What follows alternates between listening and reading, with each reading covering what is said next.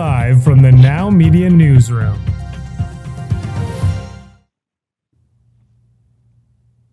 And Trump rolling back all the mandates that Biden put into what he calls the Green New Scam, rolled back even the cafe things and everything, and he had everybody in the boardroom. We're going to play this first clip here as he had the room full of the big three automakers and a lot of other automakers in the room too, all loving what's going on. Let's play this clip. Let's listen in. Ridiculously burdensome, horrible actually, cafe standards that imposed expensive restrictions and all sorts of problems, gave all sorts of problems to automakers. And we're not only talking about here, we're talking about outside of our country, because nobody could do it. Nobody wanted to do it, and it was ridiculous, very expensive. It put tremendous upward pressure on car prices, combined with the insane electric vehicle mandate. Biden's burdensome regulations helped cause the price of cars to soar more than 25%. And in one case, they went up 18% in 1 year. Today, we're taking one more step to kill the Green New Scam. It's part of the greatest scam, probably, well, other than Russia, and a few others I could name. The greatest scam in American history, the Green New Scam. And it's a quest to end the gasoline-powered car. This is what they wanted to do, even though we have more gasoline than any other country by far. And people want the gasoline car. They want everything. They want electric. They want to have lots of alternatives, but they do want the gasoline car right now. Good on that one. Well, we do have another clip here. And then he has all the, you're going to see the Jim Farley there, Mary Barra there, and Stellantis there. Let's play this clip here. Mr. President and Secretary, all the important lawmakers here, competitors, today is a victory of common sense and affordability. We're very proud of Ford to be the #1 auto producer in our country.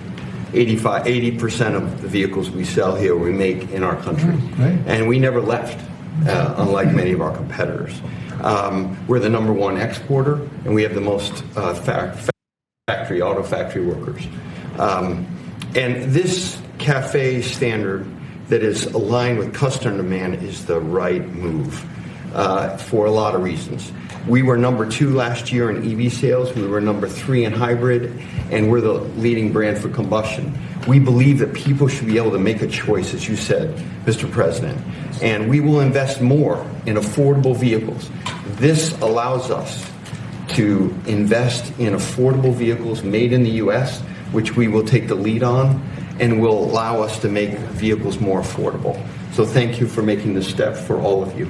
Thank you very much. One of the other things we're doing, it's separate from this meeting, but I think everybody here would agree with it. If you go to Japan, where I just left, and if you go to South Korea and Malaysia. That's good on that. So Jim Farley with Ford, I think $5 billion they're going to make an investment. And then Stellantis, imagine this, $13 billion they're going to invest in the United States. Where'd they get that money? Weird, hey? Must have just found it in their back pocket. So, great. So yeah, and then Stellantis says they're going to have 5,000 new jobs in the United States, and they're talking about the red tape's gone. I mean, there's some things that Canada, if they wants to copy, there's some things in there that are absolutely beautiful for auto manufacturing and stoking the automobile industry. One, drop the EV mandate permanently. None of this pausing stuff. Let some certainty back in. Number two, Trump is allowing people to write off the interest costs on a vehicle. Imagine if you could write the interest off your tax return on just not for corporations, because corporations already get that, but on personal vehicles. He's allowing people to write the interest costs off. That is going to stoke so much purchasing of new vehicles. It's absolutely incredible that you're going to be able to do that for the average person to buy a brand new vehicle. And then he's rolling back to CAFE standards, which is actually going to reduce the cost of these vehicles, because a lot of these costs that have gone in these vehicles are all these standards they had to meet, and they couldn't meet them.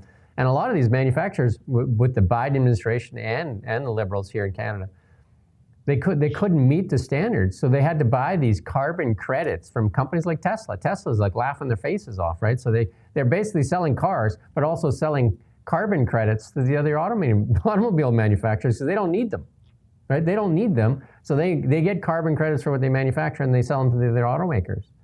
So it's just crazy. So why not do that in Canada? Why not allow Canadians to write off the interest rates on brand new vehicles? You were going to stoke a lot of purchasing, and that'll drive the economy and drive, like the money moves through the system. Yet those aren't the things they're doing. They're doing incentives, or what incentive? $11 a year for some people. $11. What they're doing is making you pay an extra luxury fee if your car is $100,000. So you got to pay a luxury tax here in Canada instead, like for a pickup truck. But they took it off boats and airplanes. You would think those would be luxuries where a pickup truck would be, wouldn't you think? It's almost like they just wanted to tax cars, didn't they? They just wanted an extra little revenue source. There's just more on this Ford and the $5 billion, Stellantis. I think there's a lot of the stuff here, and like some of the people that come back. But one of the guys I do like in the United States a lot is Scott Bassett. He's a straight shooter for sure. And Scott Bassett, he was at the New York Times. I don't know why he went there, at the Deal Book Summit. But listen to what Scott Bassett had to say when he was being interviewed on Fox there. We're going to have a conversation, and we got there, and he just immediately went into attack and gotcha mode, and I just couldn't take the hypocrisy of it all. And I guess he had to play to the New York Times audience, the Deal Book audience there at Lincoln Center, and I just had to fact check him, and I believe that the New York Times. Oh, you did more than fact check him. You checkmated him. Well, again, it's just, as they used to say on Dragnet, just the facts. And I don't read the Joe Times. Friday. Yeah. I don't read the Times anymore, but people send me articles, and the last couple of articles I've gotten are just so far from the truth. And I was sitting there thinking, what are people, like, how are people going to construct the historical narrative of this great second Trump presidency in an accurate way when the supposed paper record is so far off? And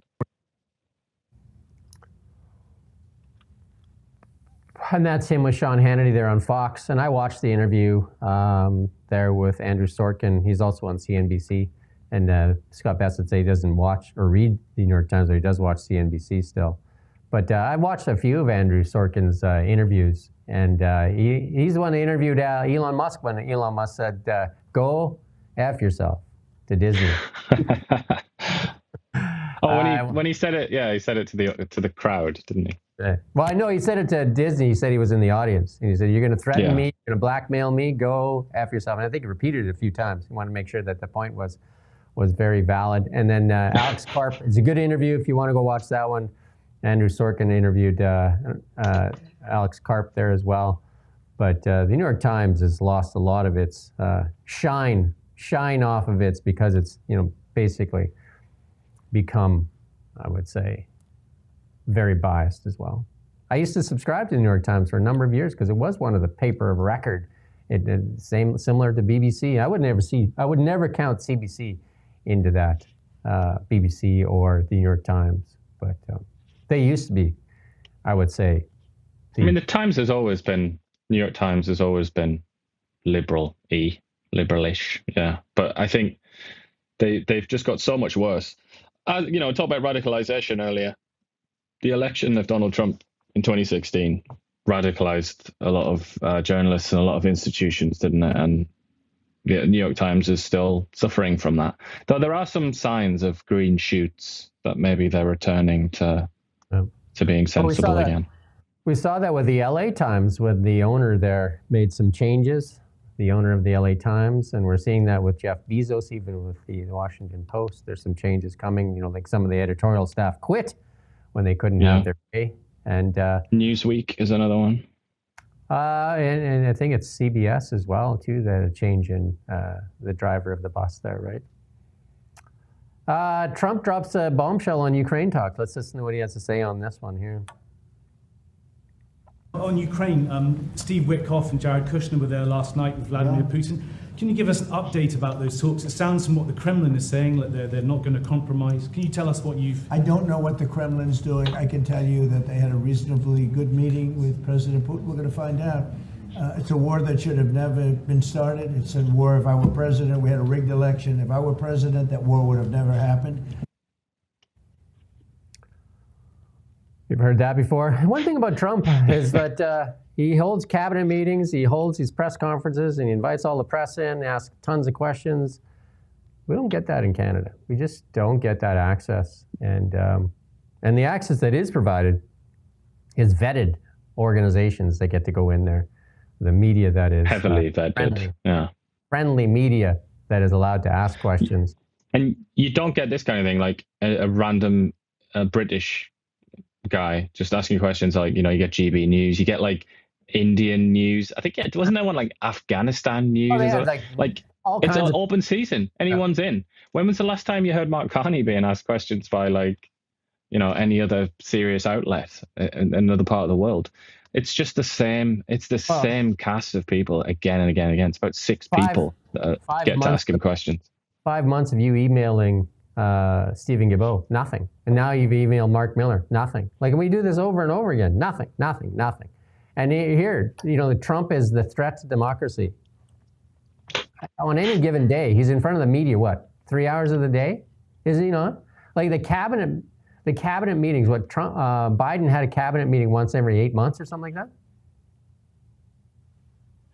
Trump has them. In terms of press access, there's no one else in the world. It's not just a Canada versus US thing. I think there's nobody else in the world gives as much access to the press as he does. When he's flying on a plane, even Caitlin Collins, no friend of Donald Trump, maybe I think she might be coming around from CNN, says that you fly on Air Force One if you are happy to be, chosen to be on there. And he picks random people that go on there too. You get all kinds of people that go on Air Force One. And she said, you think you're going to sleep when you're flying out to Dubai or something like that. There's no sleep because Trump doesn't sleep. So he calls a press conference like whenever he feels like it, and he'll just walk into the room, and you don't want to miss it because you're going to get in trouble from your boss if you're just like, where were you in the press conference? Well, I was sleeping. So that's the last time you're going on, right? So you got to be ready to go at a moment's notice. There's no holiday. And Sorry, go ahead. We're going to come to it later, actually. I'll talk about it in a bit here. I was just going to say, what does this actually mean, though, that he gives access to the press, he gives access to anyone? What it means is, I think, fundamentally, is that he is willing to defend his positions, any position. He's willing to defend it because he's always challenged. Like, what have you done about Ukraine? What's going on with this Venezuela thing? Did you execute these people that you shouldn't have? Like, all the questions get thrown at him, and he always has to answer. Because he's willing to defend his positions and his decisions. But what about Mark Carney? I still don't know what Mark Carney thinks about BC ferry scandal. The federal government loaning BC ferries $1 billion so that they can buy Chinese ferries directly from the Chinese Communist Party. I still don't know what Mark Carney thinks about that because he hasn't been asked that question, because he is not open and he's not willing to defend his positions. And I just think that is, just intellectually, that is so shameful. If you can't even defend your positions and your decisions, what does that say about you? Like, what's going on in your head? Like, how much do you really believe in those positions? How much are they really being scrutinized, And I just think there's so much bad and wrong with Donald Trump, in my opinion, but this aspect of Trump and also this aspect of the United States and American culture is world leading. They're the best in the world at this. If we had access to Mark Carney, how many questions that should have been asked in the past 8 months could you come up with? I can think of, just on the top of my head, 20 questions that have not been asked or that he's not answered. Yeah. At least 20 questions. And they're not asked by our media. He doesn't provide the access. Is because, like, even the simple ones. McGuinty the other day asked, how much did we spend in the EU? Do you think Trump would have hid that answer? How much did you spend to join the EU SAFE program? He would have told you. I watch all the press conferences. He just tells you. He doesn't care. It's what it is. It is what it is. Well, sometimes he even says, I shouldn't be saying this, and then he tells you anyway. It is what it is. But here with the Liberals, they tell you that they read the contract, didn't read the contract, did this. Mark Carney should be answering to the Stellantis contract too. Why was it redacted? Why was it redacted? Your MP said that Stellantis asked for it to be redacted. That's not true. What have you done to your MP? Who read the contract? Who's responsible for the contract? Whose name is on the bottom of the contract? Who's signing a contract without reading the contract? Yeah. BC Ferries. Who gave the money? Who gave the authorization to give the money? All those. There's so many of them. So many of them. And just literally, like, what has Mark Carney said? What does he think about it? Well, we don't know. The man who conflict could of stop it, interest. he could kill it if he wanted to. What does he think about it? You know, it's now the conflicts of interest are just like there's too many to even like start on. Anyway. Yeah, the Brookfield thing as well. If he was open to the press like Trump is, he would get a Brookfield question. Like every third question would be a Brookfield question, and he would have to really defend his positions. Well, but because he's the Prime Minister of Canada, he doesn't have to worry about that. Not a maybe transparent system. Maybe we'll get an answer from on the Brookfield stuff from the BBC one day. Yeah, maybe. Or GB News if they get let. If they I don't think they would ever let GB News into the room. No way. They would put them with Rebel in the gutter. Speaking of our friends at GB News, here's a little interview with GB News here on American. Here, let's listen to this Trump official talking about censorship and a little warning for our friend Keir Starmer. Add one more thing on the Online Safety Act, and I emphasized this earlier, but I want to say it again. It's misguided and unfortunate to apply that law in Britain, but applying that law extraterritorially, which means applying it to speech that has nothing to do with Britain, does not occur in Britain, is on American platforms by American users on American political issues, purporting to censor Americans in America is a deal breaker. It is a non-starter. It is a red line. And that's what Ofcom has tried to do with the Online Safety Act, and that's one reason the American government is concerned. Okay, but will your government then take legal action against Ofcom if they try and overreach in the way you've described? Well, there's already formal action proposed. There is a bill before the House called the Granite Act that would amend an existing statute to clarify that as a matter of American public policy, any penalties imposed by Ofcom are unenforceable against American companies. So our legislature will likely consider that, and will certainly consider other options if indeed the British government insists upon trying to nullify the First Amendment on American soil with respect to America. You do remember when they wanted to censor Elon Musk, even arrest him. Some British officials said that they were going to come and arrest Elon Musk. They've just overstepped. I mean, the EU says similar things. Germany is particularly notorious for sending these, like, they send letters to people, emails to people saying that they've breached German law, even though they're like sat in Pennsylvania or something like that. I mean, they're just, you know, the Americans are keeping them in line a little bit. But the thing is, what she said there and what the Americans said generally, it's kind of like, do what you want to your own people, just leave Americans out of it. I mean, a lot of Europeans look at that like a sad dog that needs to go for a walk. You know, it's like, why can't I have that? Why can't I have the First Amendment? Well, why can't we have that? You know what I mean? Like, that's the thing, right? Like, we continue to tighten the noose. I interviewed, I think it was Lisa Bildy, I think is her name. She's a constitutional lawyer here in Canada. She said that, you know, the United States exports all its culture wars, but they don't have the protections that is offered by their First Amendment, and that's an absolute protection. And, you know, when they were talking about arresting Elon Musk because of X, I mean, you know, when he did that thing with Tommy, what's his last name? Tommy Robinson? Yeah. And then, you know, said that, you know, Elon Musk must be stopped and all that stuff. And just like some people reminding him, you know, you guys lost the war of 1776, right? It's funny. But the sad thing is, the First Amendment is, as I've said before, the American Constitution is just really a codification of, you know, English common law and values that were dominant in England in the 18th century and earlier. English common law version 2, just a better version of that. But the English, your most famous person that you like, Thomas Jefferson. He's a good lad, yeah. He did some rather useful things in his life. But the thing is, the British, they've moved on from that. And many would say in the wrong direction, to away from liberty, away from personal. Americans, because they have this constitution, they can't. They're stuck with it, really. I mean, they have changed it a few times, but it's extremely difficult to change the constitution. So they're kind of stuck with these old English ideas, while the English themselves have turned their backs on those ideas. It's a very peculiar situation. And then they're trying to isolate Vladimir Putin, and here he is landing in New Delhi, being welcomed by Modi. Let's watch this little clip here.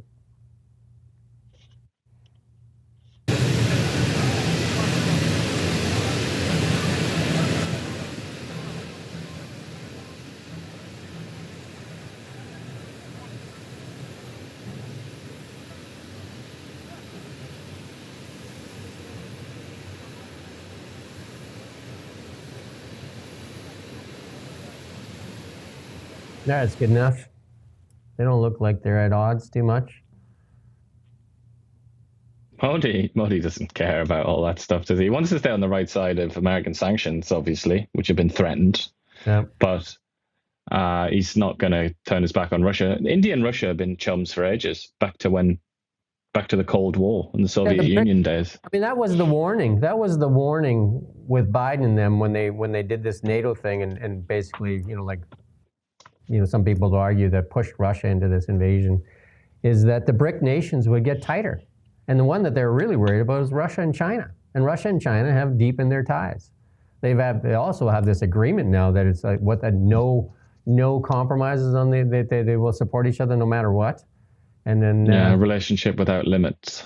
Yeah, and then now India, which is part of the BRICS nation, Brazil, Russia, India, China, and then South Africa, and then there's some others. Saudis are in there. There's a bunch of people that are being invited to this BRIC nations, and there was even talk of that BRICS nation creating a currency to rival the U.S. dollar, which Trump has threatened them. If you dare do anything with that, you'll get hit so hard with sanctions, because that U.S. dollar gives them the money to power the U.S. military, and that military gives them the power of the U.S. You know what I mean? Like that. Those things are kind of a circular loop. The U.S. dollar and the U.S. military, because without that, they couldn't have that military, and you know what I mean? Because the U.S. dollar is the reserve currency of the world, right? So that is all important. Now we're going to move on to some tech stuff. We like to finish off with some brighter stuff here, but this is a good thing here from Jensen Huang here, one of the most important companies in the world right now, to NVIDIA. The company wants me to succeed. The thing that, and we started out today talking about President Trump, and I was about to say something. And listen, he is my president. He is our president. We should all, and we're talking about just because it's President Trump, we all want him to be wrong.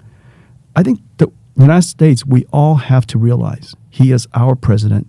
We want him to succeed, because no matter who's president, that's we should have right. that attitude. Yeah. That's right. Yeah. We want him to succeed. We need to help him succeed, because it helps everybody, all of us succeed.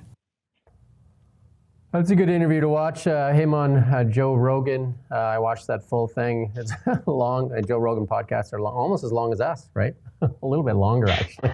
Ours are shortened versions. But Joe, that's a good interview with Jensen there. He talks about Elon Musk a lot, too, and about what Optimus is going to bring to the world.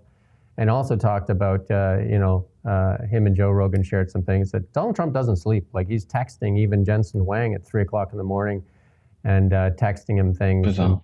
Bizarre for sure. And he's like a child. They're talking about him being like a child. He'll like send texts that have like emojis that blow up and stuff like that too, right?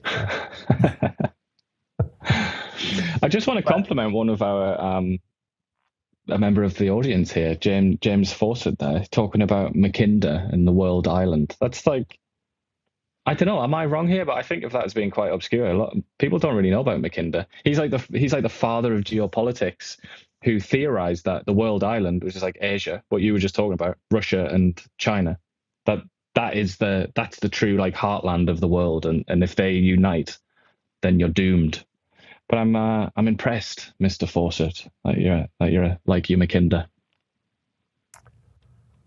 Well, there you go. And then here's something from the Washington Post here saying that food prices are down now. Here it is. In Canada, food prices up, and food prices forecasted to go up even and more. But here's the tale of the two nations. Here's the United States. our minds around this affordability crisis, though, because we do have gas prices coming down. We have oil prices down about 25% since President Trump took office. The price of many things are coming down while wages are going up. Even the Washington Post, I just printed this out on my way up. Washington Post prints, actually, today's food prices are a bargain when you look at the buying power and the amount of hours you have to work to buy the same amount of goods with wages up. The only thing I got out of that is our studio needs to get better. Fox has a really cool studio. It's very flashy. If you could hit the like buttons and subscribe and all that kind of stuff so that we could get a studio as big as Fox News one day.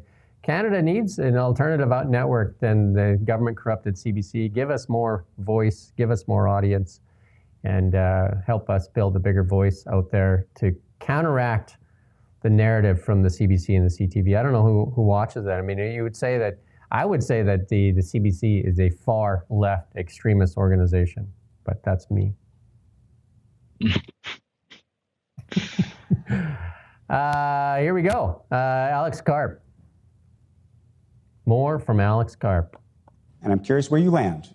Do you think that President Trump is a fascist? Of course not. I think that's stupid, honestly. And you know what? Again, you can go all day on these stuff. It's honestly idiotic. I grew up half my life in Germany. I spent time with actual fascists. I went and talked to lots of former Nazis. We have a democratic society, and he won in a landslide. I don't see any sign of him being. Look, of course, I don't agree. I don't know what the point of these. Well, the reason I was asking it was because you did study this. This was your thesis.